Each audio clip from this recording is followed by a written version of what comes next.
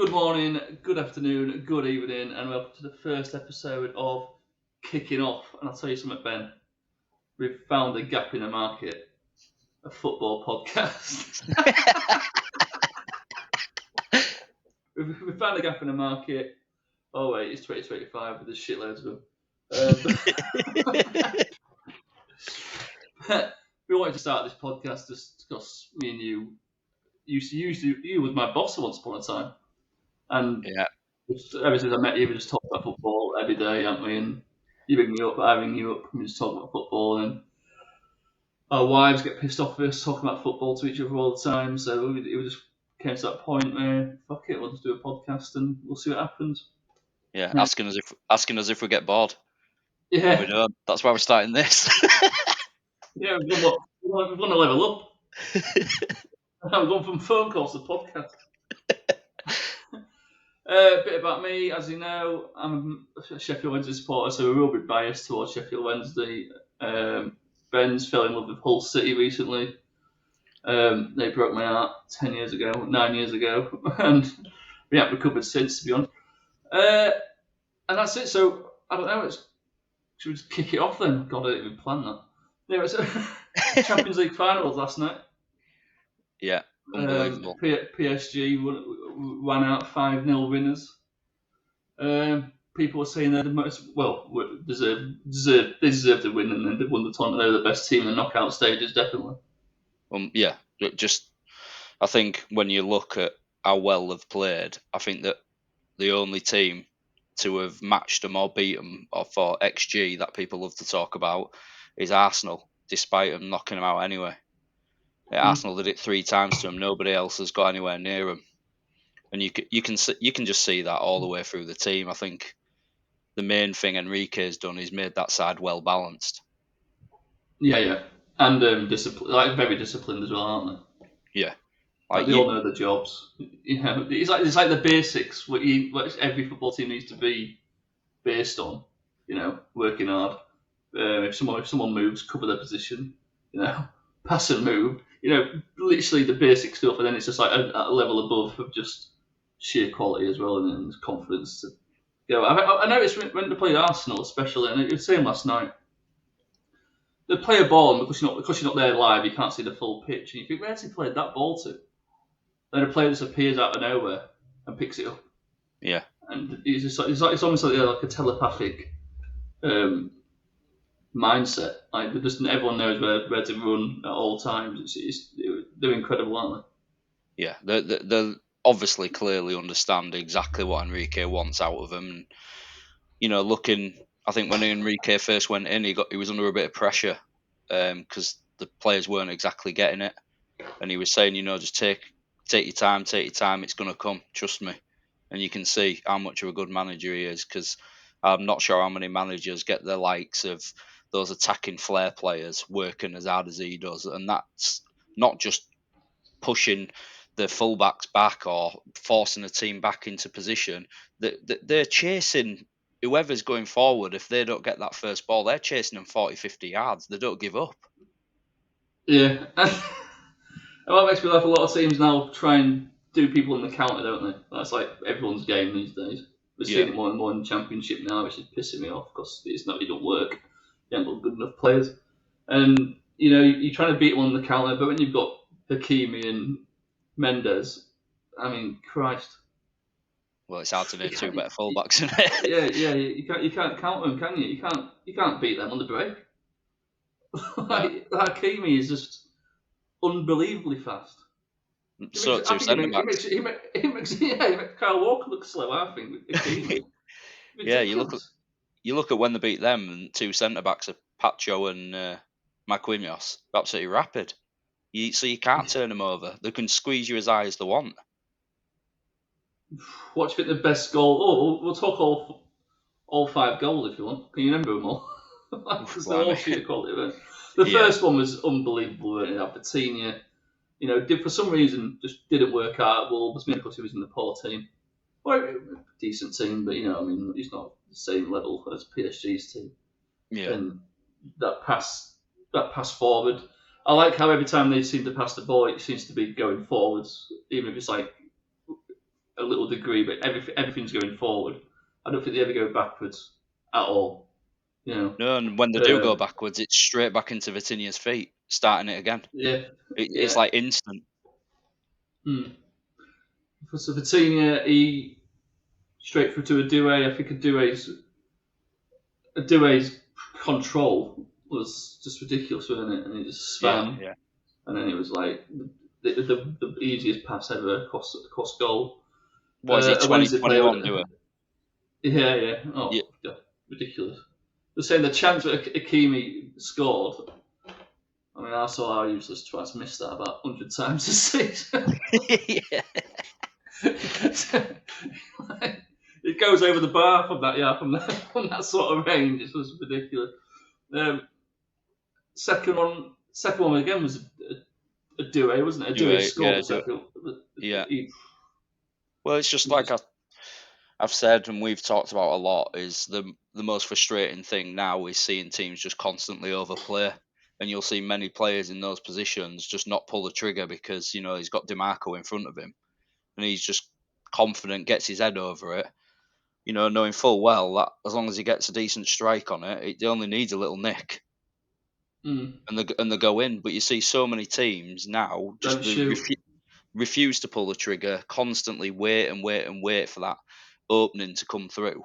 And often it doesn't come, does it? And they'll just pass it and give the ball away. It's just the confidence that obviously Enrique's got into that team is just thriving all the way through it. Well, like we were saying earlier, it's almost like keepers now aren't expecting a shot. From because they think, oh, he's going to take another touch here, because they don't expect early shots anymore. Yeah, and that the early shot's always disguised. Yeah. Early it's going shot, through deflection legs. Goes in. It's ridiculous. I don't know why more teams don't do it anymore. It's really frustrating now. It's like data's just ruling the game. Like this data, it's like if you shoot from here, you've got a 70% chance of scoring. But if you shoot from here, you only have a 20% chance from scoring. Yeah, I know, but if you don't shoot, you don't. What is it? You don't buy a ticket, you don't win the raffle or whatever. Yeah, absolutely. And the amount of time in football, the reason why we love football is because of all these deflections and just things you just can't legislate for and stuff like that. I mean, how many games have you seen won by a deflection and then a team holds on? And it's such a jammy goal as well. Yeah, we love football because of how unpredictable it is. But yeah, I think over the years it's starting to become more and more predictable because everyone's trying to play like Pep. Everyone, like you talk, look at. I know it's a way down from the Champions League final, but then you go to see York City when they got beat by Oldham. They're 3-0 down. They still try to play out at back. I know that Mail, that keeper, the Mail. His name is Mail. He is Mail, but his name is Mail as well. Yeah. And he is holding on to that ball. I mean, he must have had the ball at his feet for a good 10 minutes out of the whole night. Yeah. That game. I was screaming at telly watching it, thinking, "What is he doing? You're 2-0 down. I don't think Oldham are going to press you, mate. Why are you just standing with your foot on ball?" No, as you know, my dad's fell in love with York City. And I messaged him saying, "What keeper's doing me absolutely nothing. Like, what's he doing? Just kick it up the pitch." And he goes, "Oh, he's waiting for him to press him." Oh, I can see that, Dad. Why is he doing it? Why players so thick these days? They need half time to come before they'll change something. There's no in-game management anymore. Like, I think Roy Keane mentioned it, didn't he, once? He said, if it weren't working, regardless if it was Alex Ferguson's tactic or not, him, Neville, Ferdinand would get, and Beckham would get together, Giggs would get together on the pitch and go, right, let's just try this for the next 10 minutes and just see if that works, because what we're being told to try ain't working. Yeah, like Keane would say amount of times he'd just say, "You tuck in here for the next 5 minutes with me." Yeah. But I think it's more than ever players have had that freedom removed from them, because you can just see that how many times you probably watch all of your clubs, unless you're talking about the elite of the elite, and you're watching your clubs and you're thinking like, they've clearly trained this way to play and they don't know what to do when that way don't work. Because and completely. it's like it's drilled into them, isn't it? Like, you must believe in the system, you must believe in the system, and they just try it and try it and try it over and over again, and it's unbelievably frustrating. And yet, like you say, you won't even see a change until half time, will you? And so then Gaffer said something to him, and they might try something different. Right, back to the Champions League final. We're going to do this a lot in this podcast because we've got no structure. We're just going to if a topic goes and it just falls into non-league football, we go from Champions League to non-league. Right, but that's what we want to try and make it feel like you do when you're just in the pub and the conversation just spirals and you just carry on. And that's what we're doing. But back to the Champions League final. I don't want to talk about the goals and analyse the game because so many podcasts are doing that now. But what I do want to talk about is PSG. It's PSG. I think first time they've won the trophy, right? Yeah. Is it the first time ever they've won the trophy, or the first time under this Qatari regime, or is it the first time they've ever won it? I want to say it's first time ever. Yeah. I'm not sure. Maybe I'm wrong, but I think it is. Let me just quickly fact check that. Champions League winners.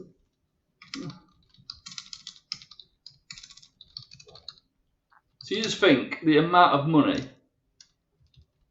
this PSG ownership have spent to try and win this competition. Mbappe's gone. I mean, how much money were they paying Mbappe? I think it rumoured last season he was on like €600 a week. Yeah, and that was basic, I think. Not even talking about all his ridiculous bonuses he had. Didn't he have something to do with he had a say in recruitment and stuff as well? Yeah, well, it was very obviously. I don't know whether that's out there documented, but it was definitely out there in the press of saying that. Rumoured, weren't it? Yeah, he had a very big say in lots of recruitment decisions based at the club. It is their first Champions League win. They've won the Cup Winners' Cup. That's what I thought. That's a throwback, isn't it? The Cup Winners' Cup. A proper competition there. So they spent billions and probably billions to get to it. They've achieved it. Do you think this team will? Do you think this will be a turning point for football now? Do you think more teams will start replicating the Luis Enrique style? Which I thought his Barcelona team was better than Pep's Barcelona team, but Yeah, well, I think Enrique has that sort of fast burst, doesn't he? He's Pep's ultimate control of possession, and I think as good as PSG are at obviously keeping the ball, they're very much triggered to constantly go forward, and as much as they can get the ball into a pocket and attack you, you've seen it. That Mendes and Hakimi will trigger it right from back there and end up joining the strikers. They're all over you. Who do you think the best? Well, do you think they've got a best player, or do you think that's what makes them so good? But they don't have a star player. There's so many teams are so reliant on one player to do something. Yeah, well, you look at the bench, innit? They're bringing on. I know Barcola's only a young lad, but you're taking off Dewey and you're bringing on Barcola. It's not quite like for like because I think Dewey's unreal, but it absolutely hurts you, doesn't it, when teams are just making that level of changes. I honestly think that team is just so well balanced and so strong. I think Enrique just drills that hunger into them, doesn't he? Same as what you see at Man City previously with Pep's team, just how hungry that side are to keep winning. I think this PSG side are going to take some beating. Yeah, so let's talk about the format, the new Champions League format. Now, I was well up for the new Champions League format when it first came out because I was like, I always root for the underdog. I always want the little teams to try and upset the status quo and get amongst it, and because we know it's all franchising now, and we know they want the top teams to stay at the top, and because they get more TV views and all that sort of crap and sponsorship deals and stuff, it's all reliant on them. being successful. That's why, financial fair play and PSR in the Premier League is just so like Aston Villa are now suffering.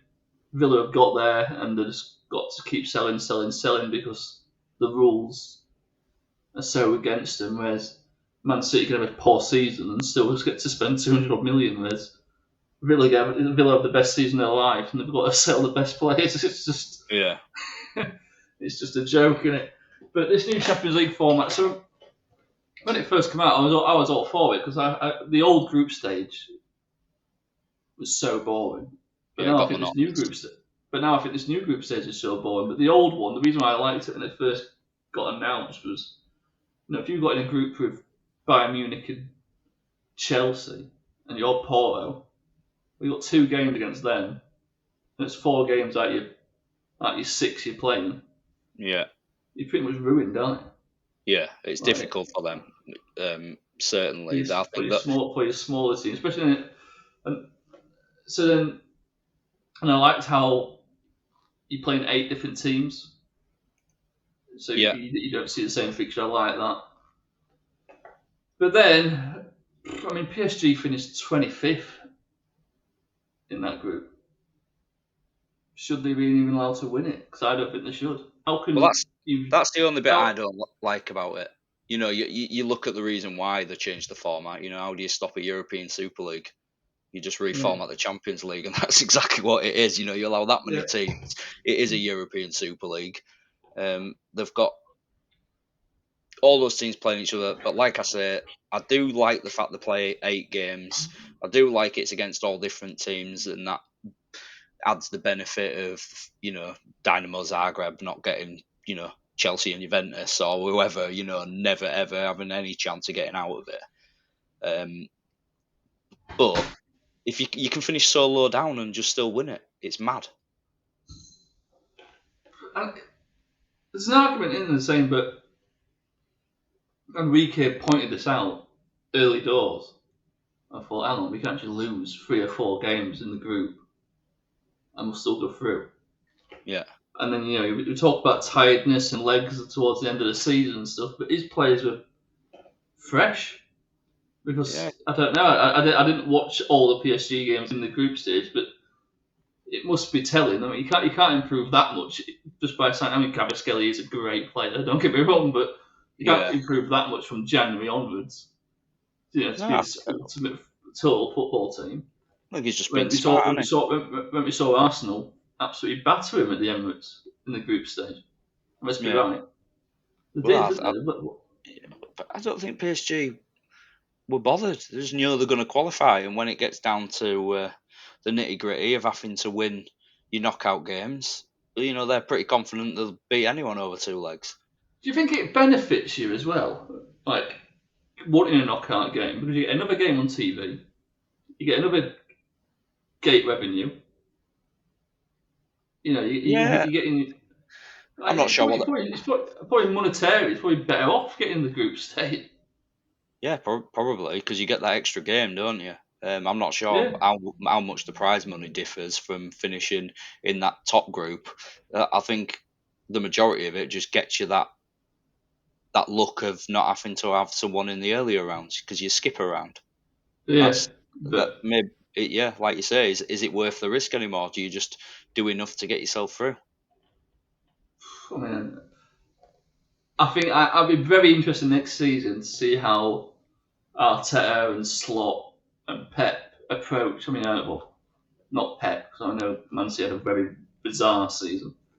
But it'd be interesting to see how they approach the Champions League group stage next season. Will Arteta play more of the kids and in the group stage? Because, like you say, it's nearly impossible to get knocked out at that competition. What is it? 36 teams in that group, and the 24 go through. Something mad like that. Yeah, I'm not sure. Or 26, isn't it? I think it's only 8 get knocked out of 36.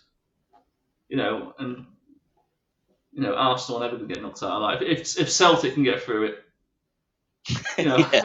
like so Arsenal and Chelsea in that next season, even Tottenham will be completely fine. I think in the group stage to get through to the knockout at least. Yeah, I think getting through to the knockouts isn't going to be a problem for any of the English sides. I think the only thing for me is how, you've seen the likes of Tottenham and that struggle when they're having to play in Europe and they're getting all these injuries.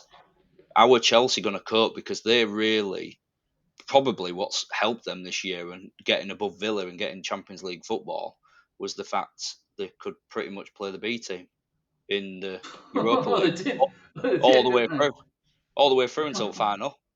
They literally just played the second string. Well, you can't do that anymore because they might not they? Yeah, be, they might not did. play. Cole Palmer wasn't even registered, was he, until the knockout stages? No, I know, like, what was it? Yeah, was it George? Something George was scoring in the oh group yeah, stage. Tariq George. Yeah, they were in like 9-0 and stuff, weren't they, Chelsea in the group stage? And it was just an absolute farce, to be honest.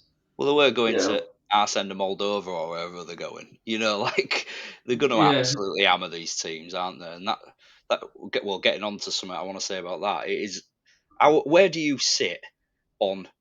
Have you had a more successful season if you have won the Conference League over a team that have got Champions League football in the Premier League, might not have won a trophy but been successful?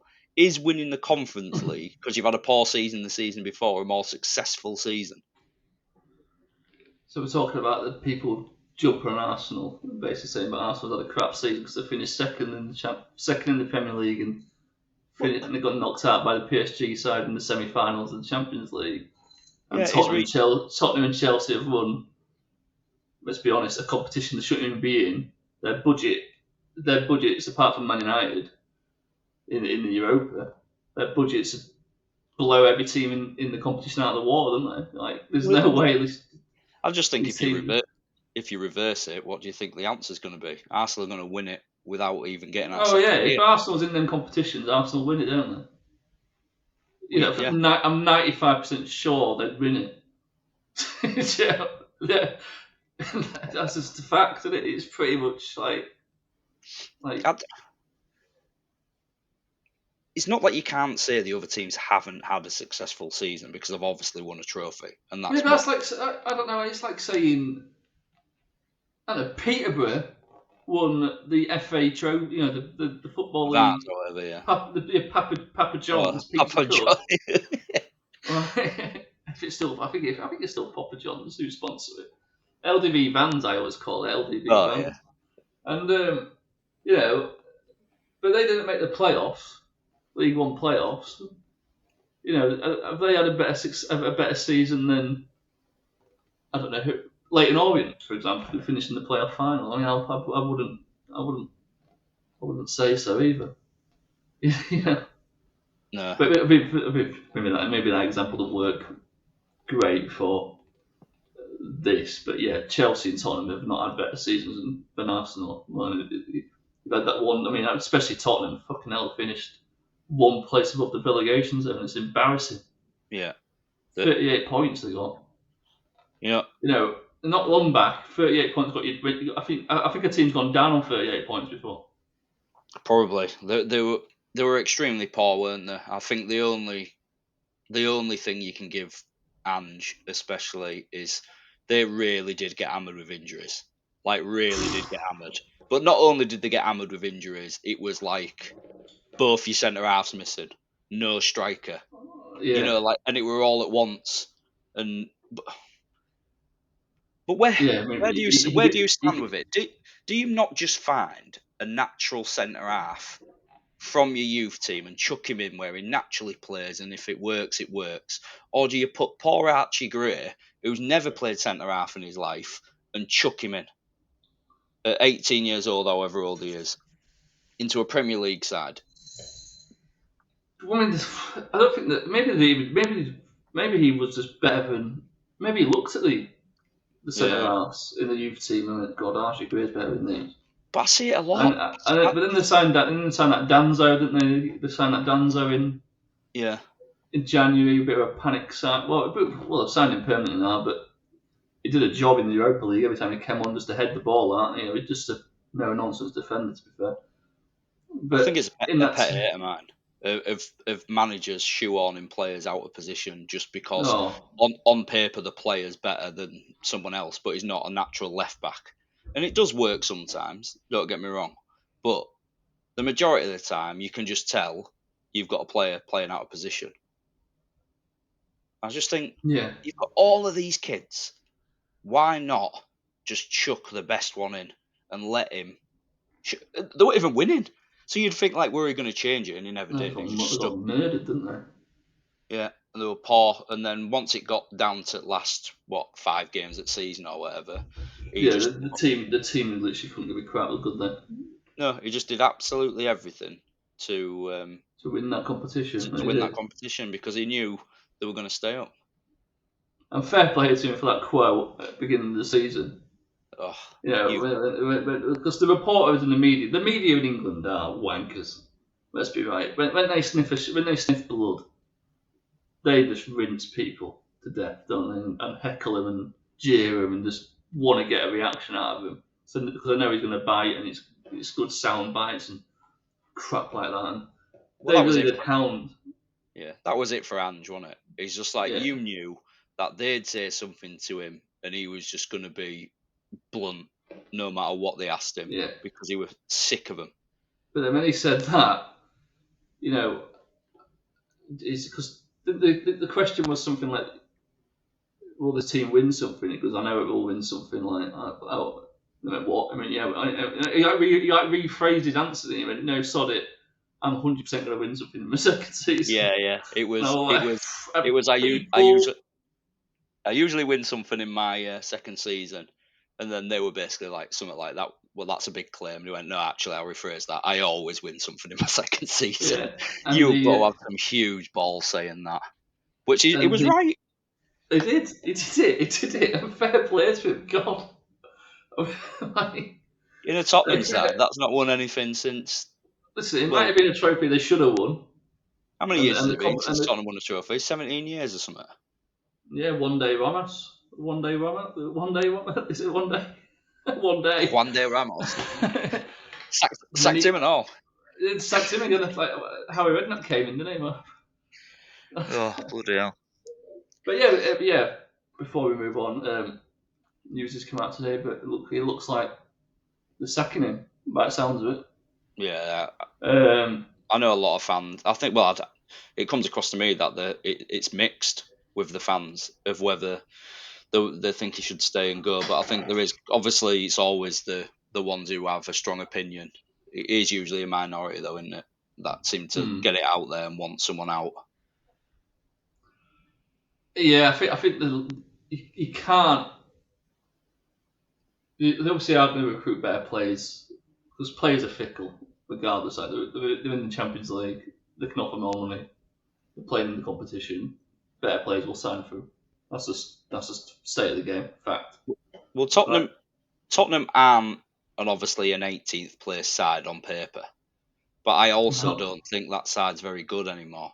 I really do think it's a 6, 7, 8 in the table side. I think they do need to strengthen in quite a lot of areas. But you'll get through a lot when you've got Romero and Van der Ben fit, because them two are very good. Very, very good when they're fit.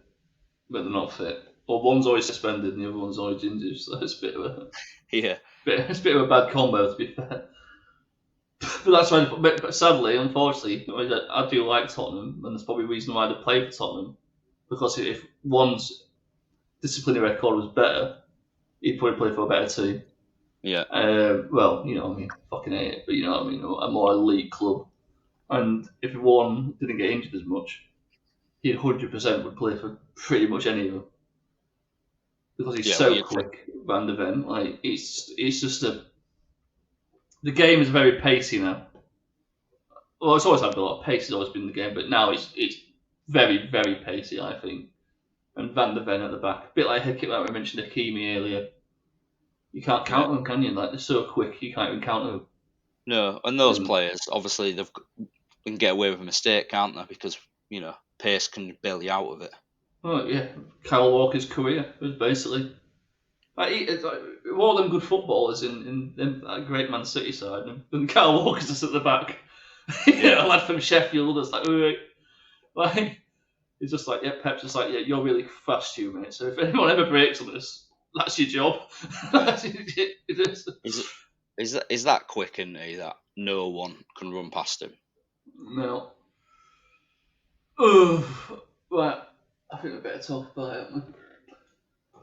Another sad thing that hit the news this week. I didn't want to talk about Sheffield Wednesday that much on this podcast, but sadly, it's happened again. It's in national media now. It's a talk sport reporting it, so it's not just people making up rumours on social media. The thing is with our club at the moment is if anyone makes a rumour up, and it could be anything ridiculous now, you sort of believe half of it. You think, shit, is that actually true? And I've defended this bloke. So 10 years ago when he came in, spunked a lot of money. He did. He signed some great players. Gary Hooper, Fernando Forestieri, which, what? Best player I've probably seen since Carboni. I mean, I barely remember Carboni. I was 9 and 10 when I saw him. 8, 9, 10 when he was there. So realistically, he is probably the best player I've actually got to really appreciate how good he was. And then you've got, like Daniel Pudil. We've tried with loads of different wingers. Callum McManaman, Will Buckley at the top once upon a time, Cyprus when he was decent at Brighton. Yeah. Adam Reach, we spent a lot of money on Adam Reach. They forked out a lot of money on players within 2 years. Jordan Rhodes, mate. We thought it was signed, sealed, delivered once you signed him. Couldn't hit a barn door in a Wednesday shirt. And this is when I started really taking interest in football finance, really, and it still baffles the absolute. It still baffles me and still boggles the mind because it's mental. But I remember at Forestieri we got an offer. Someone came in to buy him. I think it was Derby County at the time, and Derby County broke all the rules as well. For about 10 years. Yeah. And our chairman basically said, no, you're not going. No matter what, you are not leaving this football club. You're too good.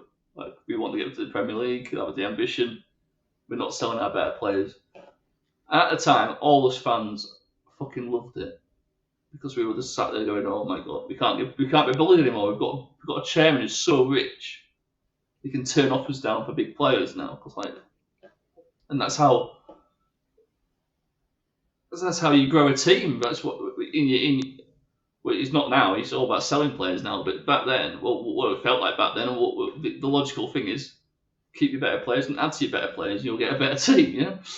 But now it's like you got to sell you. So anyway, we didn't sell our better players, and then we failed to get to the Premier League. We reached the playoffs twice. We failed once in the playoff final, and then once in the semi-final. We should have won that semi-final against Huddersfield.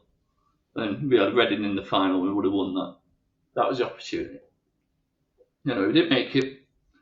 The following summer, we only signed George Boyd, free transfer from Burnley.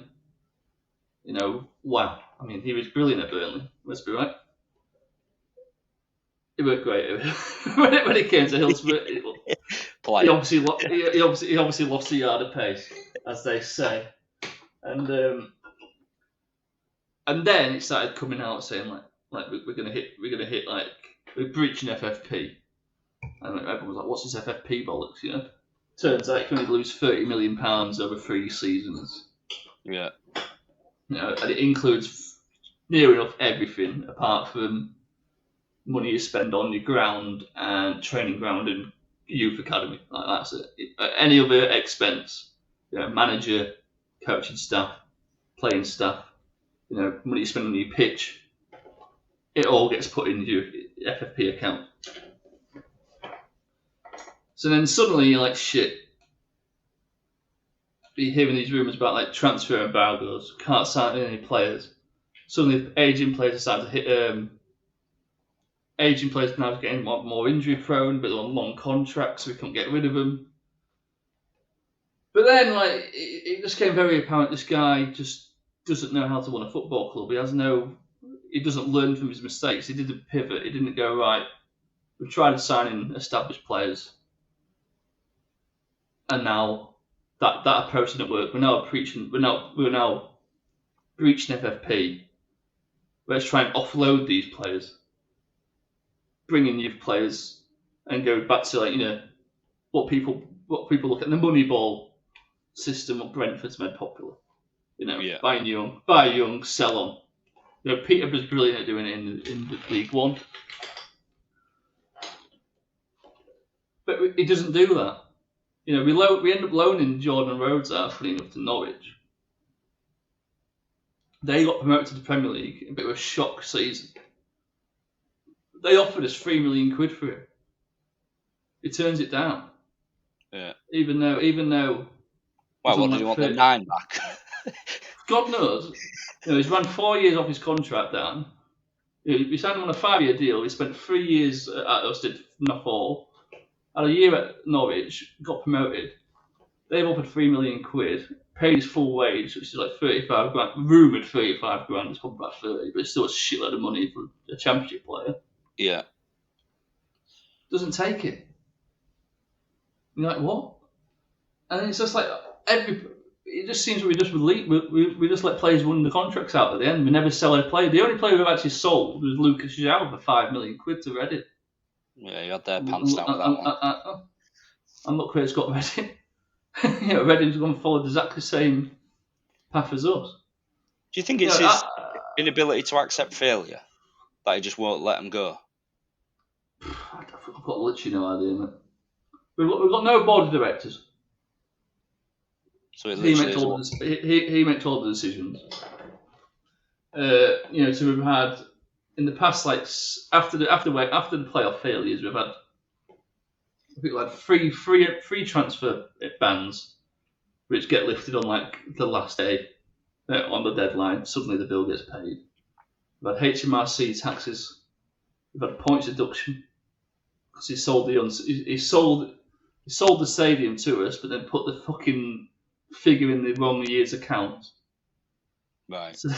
So then that's when we got that -12 deduction. It went down to -6 and we still went down anyway. So yeah. And then we have Darren Moore comes in. A bit of a young manager at the time. He's only been at Donny. 6. I think it was temporary. He had like half it. He had his little spell at West Brom and they sacked him when they reached the playoffs. Someone like sacked him before the playoffs and then they lost anyway. Yeah. Which is a bit weird. And then he got Donny for like 6 in the League One. And then we pinched him off Donny. So when we get relegated, Darren Moore gets us up because just the natural budget of Sheffield Wednesday is just bigger than most teams in literally 22, probably 23 teams in the division. So we've probably got the highest budget. I think we did have the highest budget in League One. So if you've got the highest budget, chances are you're gonna get promoted. You certainly did it the hard way, though. Yeah, probably the best way ever. But we get promoted. Darren Moore then asks for a new contract. They don't agree terms. Darren Moore leaves. I mean, it's not a great way to start your. It's not a great way to start your new campaign in the Championship where you've lost a manager who's done some good work and has built a very good relationship with the fans off the pitch.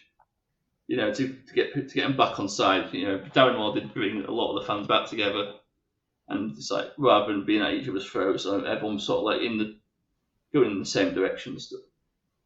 So you lose a very likeable manager. He signs this Cisco Munoz, who is just a disaster. It's very lucky getting Danny Roll, who last season before last, that half a season when he kept us up was a miracle, really. I think we had 4 points when he took over, maybe less. And he was just like insane. But then got to last January, I think we were 4 points off the playoffs, something not 2, maybe 6. Top 6, the form was improving in December and November. Then we have this AGM meeting, And it turns out, but he hasn't spoken to the manager in 6 weeks. They're at each other's heads. They fucking hate each other. There's no transfer plans. It just you're lost for words. And suddenly the manager's head gets turned by Southampton's approach. Which why wouldn't it get turned by Southampton? Because facilities and stuff like that is just so good. I'll let him off with not paying the players during COVID because that was COVID. Right? We've got a decent excuse. But then the players don't get paid last March, which I just find despicable, especially when we're playing the Sheffield derby in March. Yeah. Like you're trying to tell the players get up for this fixture, and then, but yeah, you're doing it without being paid. All right. But it's not just the players that are being paid; it's the office staff, it's the admin staff, it's the groundsman, it's everyone at the club, not just the players. Like the players probably go without a month without wages. Yeah, and some probably. Yeah, I mean, it's still not right. I know it's not right, but you really do feel sorry for those other staff around the club, don't you? That don't get paid. Surely it's them. Really. This came out. It's paid £700 to all non-playing staff last month. Now, my mortgage, right, is very cheap at the moment. My mortgage is £450 a month. If I got paid £700, I couldn't afford someone's house. Yeah, they wouldn't even cover my mortgage. That. Yeah, exactly. And I got very lucky because I bought the house during COVID, so my rate was brilliant. That's why my payment's so low at the moment. So chances are these people paying £700 probably just covering it. And if they're renting, no chance. Yeah.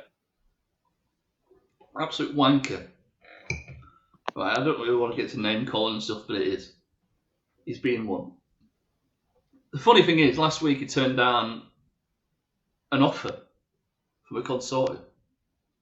Right, I'm not saying this consortium would fix all his problems, but I guarantee they'll probably pay the wages. So what was the reason for not paying?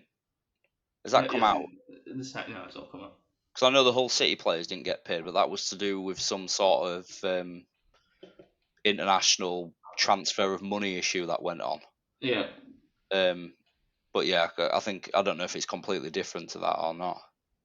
I took a bit of abuse online, funny enough, because I said I pretty much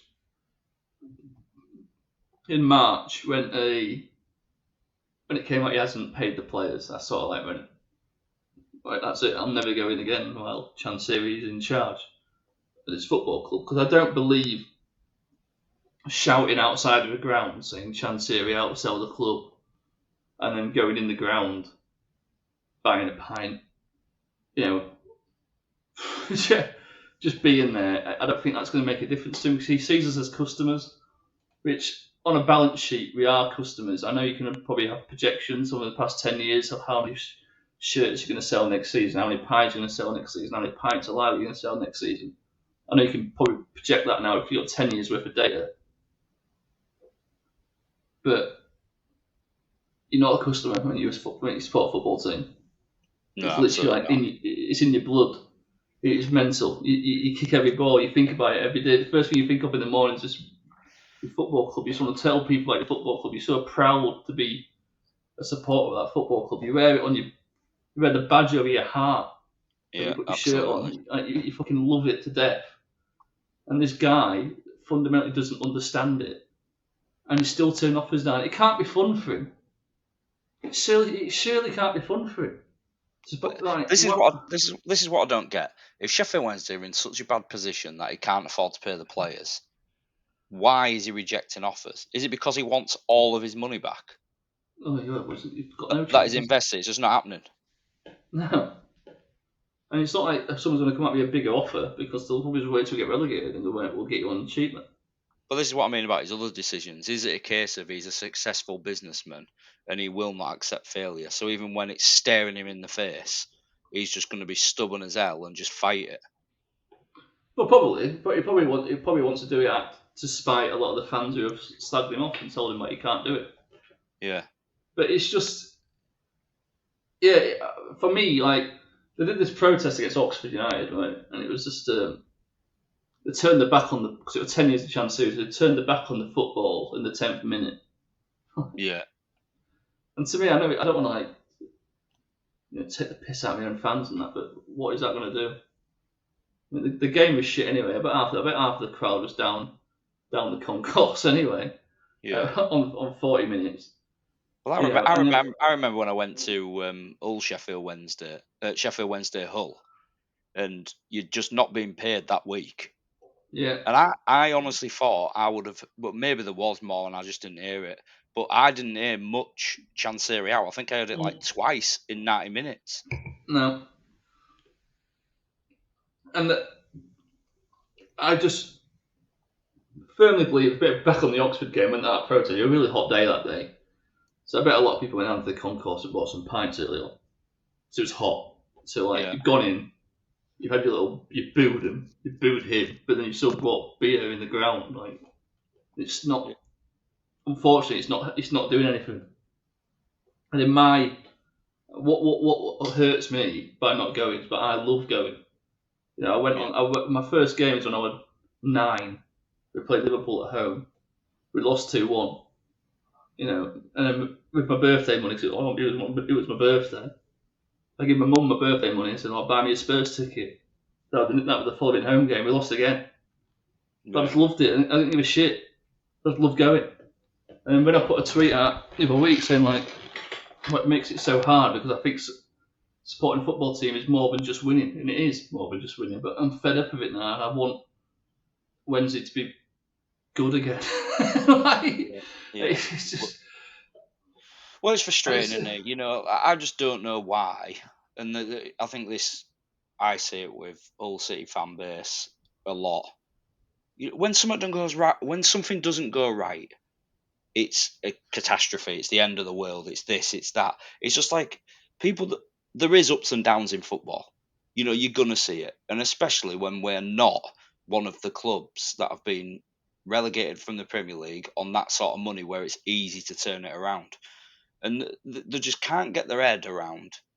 A lot of the fans, obviously some fans can, but a lot of the fans you'll see, and especially ones posting, you'll see the talk and the clear misunderstanding of how PSR works. They don't seem to understand that paying a manager, 50 grand a week, is just it can't happen. It can't happen. They literally break financial fair play. Yeah. You see about all these like, why is Sean Dyche going to come to the Championship? He isn't, is he? I believe he was on 15 million quid a year. He'll just be the new at Everton. He'll just be the new Sam Allardyce. Just goes in and saves the club, gets sacked. I'll just wait for whichever one's there and say, right, well, I'll give it a good go, and if I do keep you up, I want 5 million quid.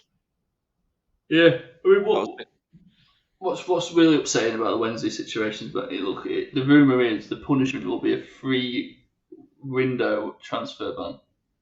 Well, this is what's coming now, is it? Potentially, yeah.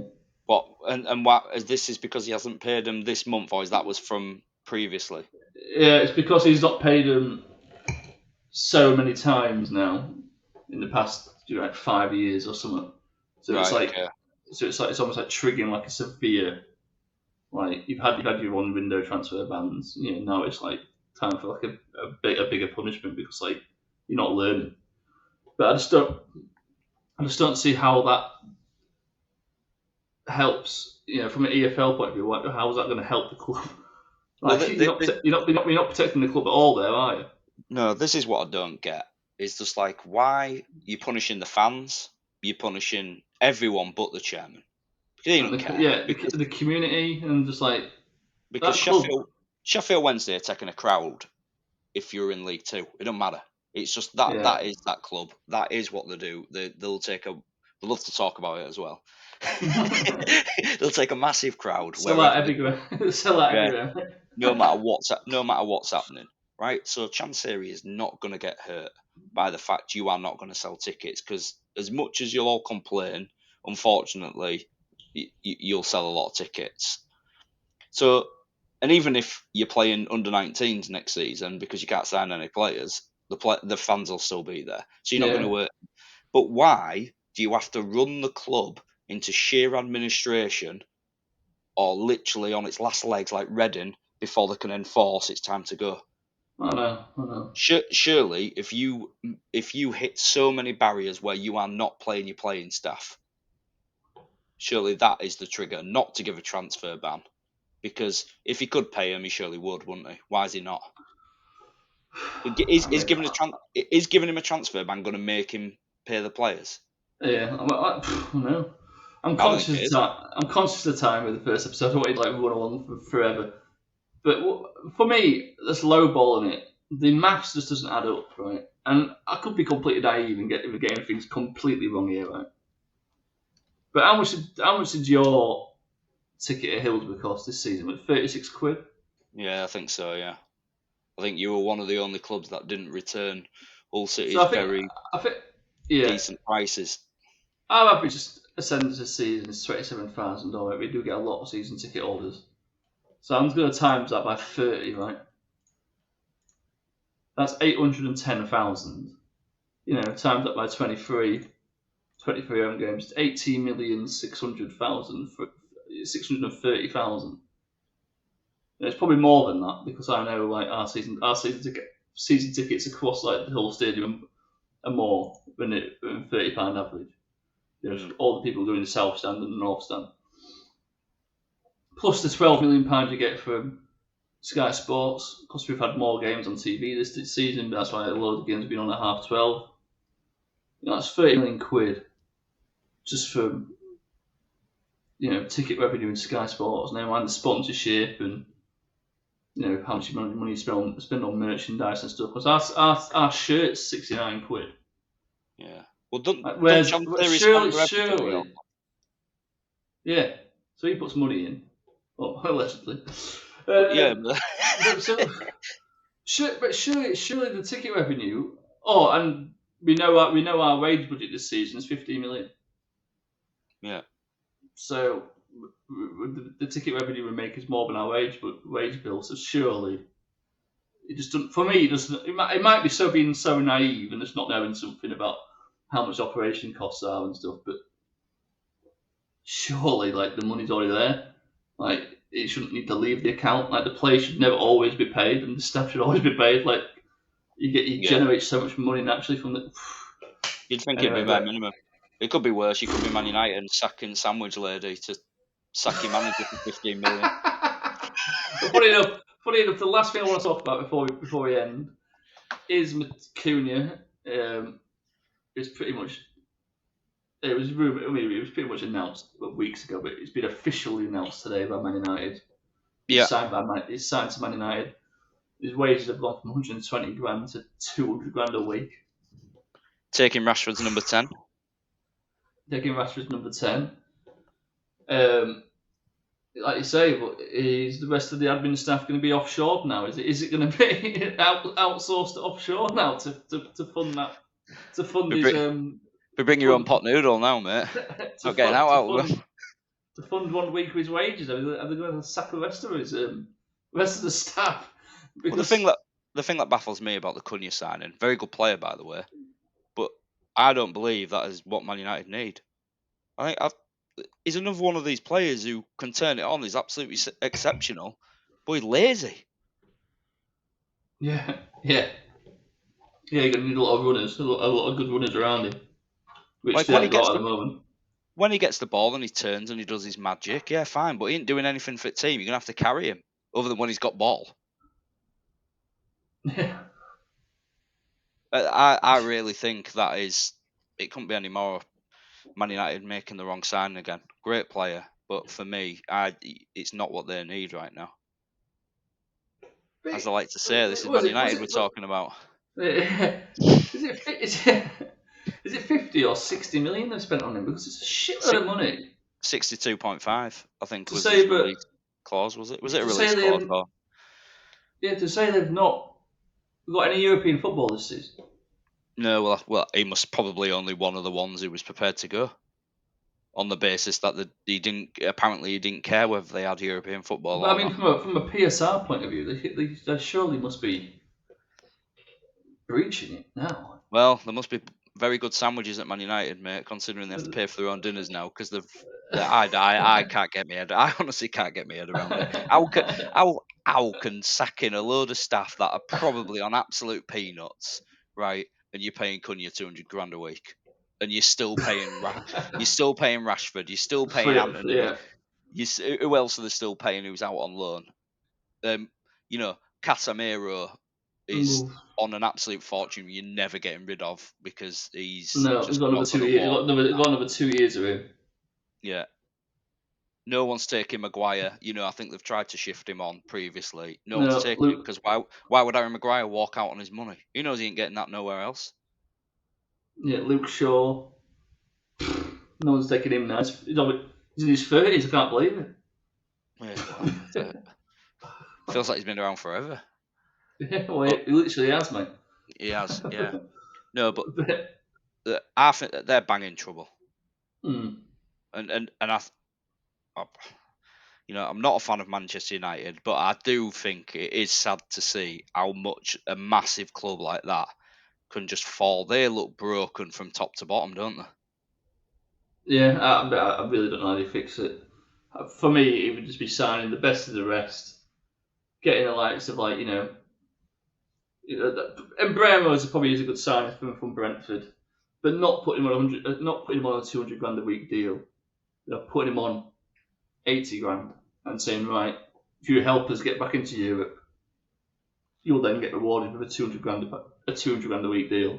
But I think the problem is at Man Get United that the 200 grand a week at Manchester United isn't top end. No, That's it's the not. that's the Casemiro's that's on the 350. that's the batch below.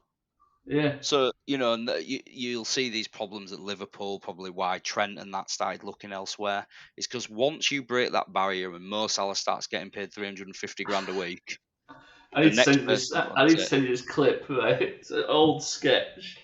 And it's basically this player. He's basically saying like, "Oh, I've always said I'll never leave the club. I love the club. I love them to bits. As long as I get what I want, I won't leave." What exactly do you mean? Well, if you pay me shitloads of money, I'll never leave. This is the way he starts it. I'll never leave the club. I love it. It's in my blood. It's my favourite club in the world. But I need to get what I want. It's like, yeah, what do you want? Loads of money. absolutely, love that. Yeah, so that's 57 minutes. So we'll Yeah, wrap it up there. I do want to talk about every week. I'm ripping this off blatantly from the Soccer AM podcast, but anything other than football. I've got into mob. I've started Mobland this week. class. Watched it all other than whatever came out. Is it today? It comes out.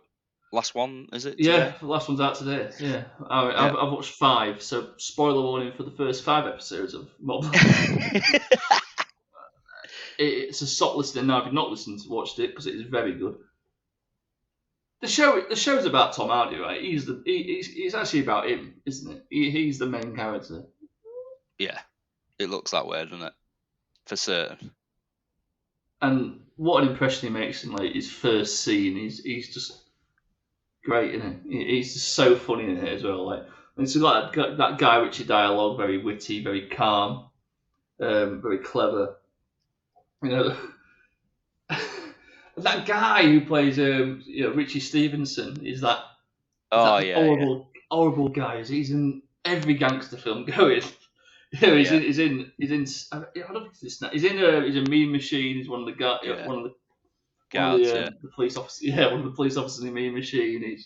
He's in Green Street. But the way he's aged, and when they've actually put him in like. He's well dressed in that and got a nice pair of glasses on. God, he looks the part in that show, doesn't he? He's classy, man. I think his wife is just gone in the last episode I've just watched. I think he's going to go absolutely fucking batshit mental in the next episode. Which I'm going to watch after this podcast. Yeah. What do you think? What do you think of the Amarins they've been getting for the accents? I saw this. It's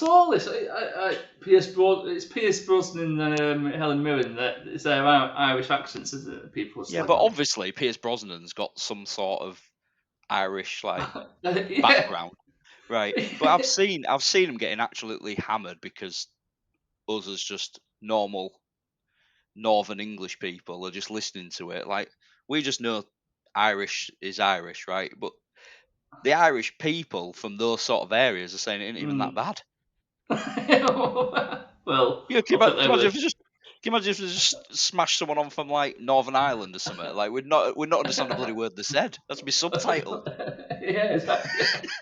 Get a jockey on. It's like when you hear jockeys talking after this one a race. You're like, what the fuck have you just said me? What?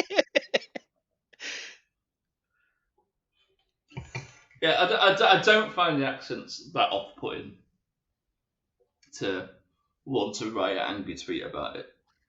No, definitely not. I don't think, Uh, like you say, it's that bad, is it? I think it's episode 4 when Conrad Pierce Brosnan first leaves the house, and because it's such a good show.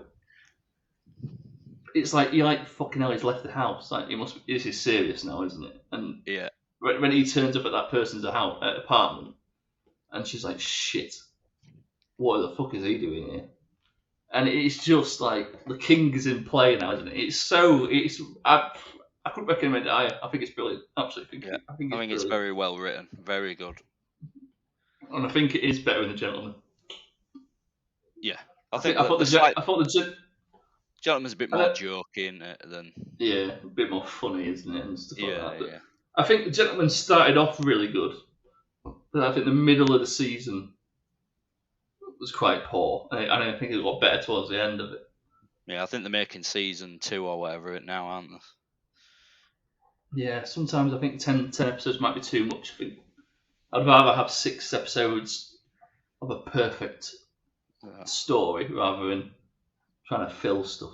Yeah, bloody filler episodes. Yeah. Frustrated. Well, we'll end it there because I will just keep going if not. Yeah, we will talk and talk and talk. If anyone has listened, cheers. And Yeah. I'm sure, and we'll just keep doing this because me and Ben don't live close to each other anymore. We've both got families, so it's more just to catch up with your best mate. To be fair, more than mobbing up. Yeah, well, it's good to catch up, and there's always something going on in the football world. And like you say, we do love a good movie, so we can drop in those as well. Yeah. All right, mate. Cheers. Yeah. Thanks a lot.